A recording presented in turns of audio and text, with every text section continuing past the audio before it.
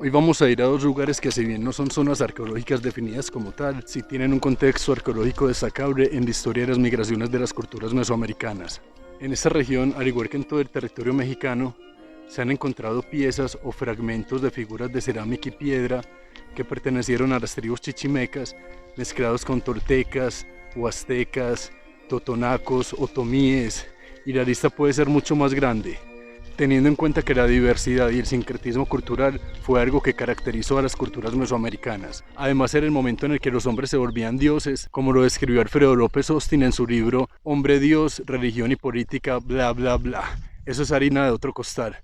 Por lo pronto vamos al lugar que les dije, y en donde me encuentro en este momento, es en Manantial de Atzingo.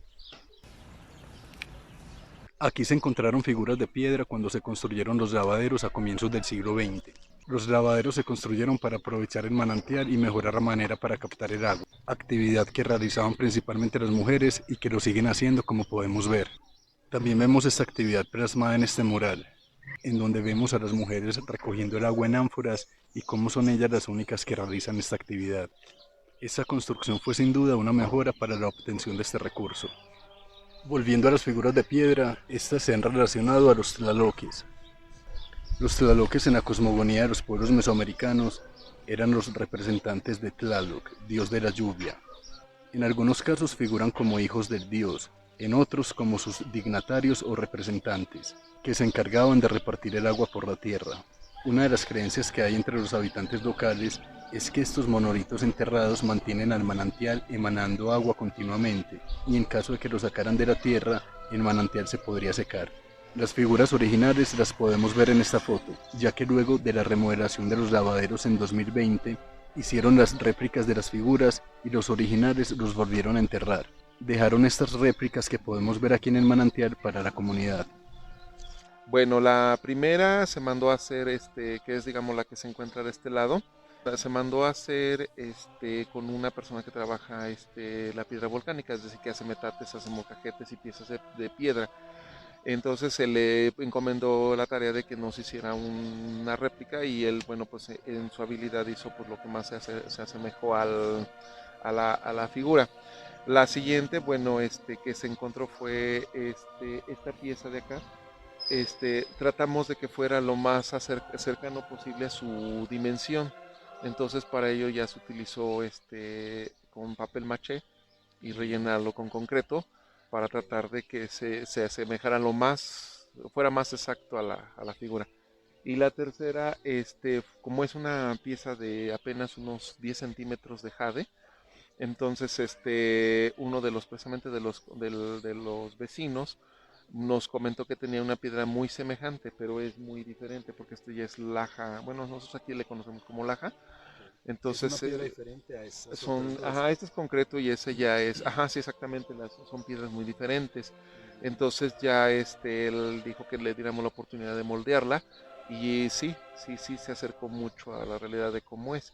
Personas. Pues mire, creo que desde el inicio que se empezaron los trabajos hubo mucho temor en la comunidad porque como le decía yo, en base al mito que circula, bueno, que se tiene de boca en boca, que pues el hecho de que aparecieran las piedras y fueran saqueadas, ya no regresaran a su lugar, se podía perder el manantial, pues había como que esa expectativa con la comunidad, o sea, que tenían miedo de que fuéramos a cometer ese acto de rapiña.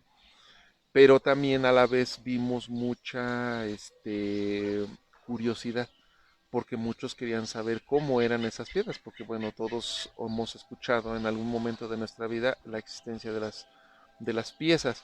Por eso de ahí pues reafirmamos que era conveniente hacer una réplica y pues exhibirlas para que la comunidad las conociera y en su momento pues como que también un poquito creo era como que quitarles, pudiéramos decirlo de manera coloquial, la cosquilla de que por ahí están y que a ver, quiero rascar para saber cómo son. Después de esta breve pero puntual entrevista, y agradeciendo la atención, el tiempo y las palabras que nos dedicó Miguel Ángel Reyes, continuamos el camino hacia un lugar donde están unas piedras grabadas con líneas y círculos similares a un sol. En este grabado se pueden ver unas figuras con tres círculos, uno en el centro que no es propiamente un círculo, otro en la mitad claramente definido, e igualmente el tercero completando la figura de la parte exterior. También se ven unas líneas que cruzan por el medio de los círculos, traspasando el tercero como un rayo. La figura es similar a un sol, y por el círculo que tiene en la mitad puede ser una representación de la última era o quinto sol, el sol del movimiento, era que empezó a mediados del siglo X con la muerte del último Quetzalcóatl. De acuerdo al Códice Xolotl, esta zona en la que nos encontramos fue transitada por tribus nómadas que se empezaban a sedentarizar gracias al cultivo del maíz, pero en gran medida fueron zonas de paso en busca de tierras para habitar.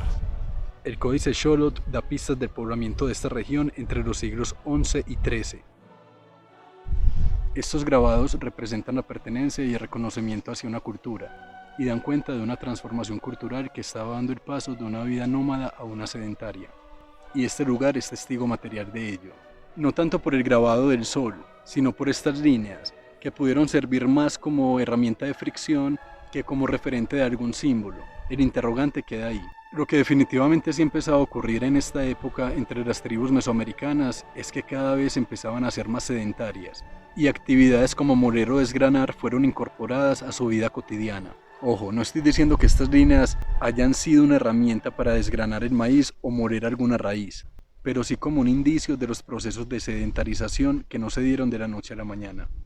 Esta planicie, casi en la cumbre de la sierra, tiene todo lo necesario para servir como un lugar de paso y continuar el camino hacia el altiplano, situación que durante estos siglos estaba ocurriendo, y que da pie para considerar este lugar, así como el manantial de Atzingo, como territorios de paso de las peregrinaciones de tribus nómadas que empezaban a cultivar, y para ello la cercanía al agua era indispensable.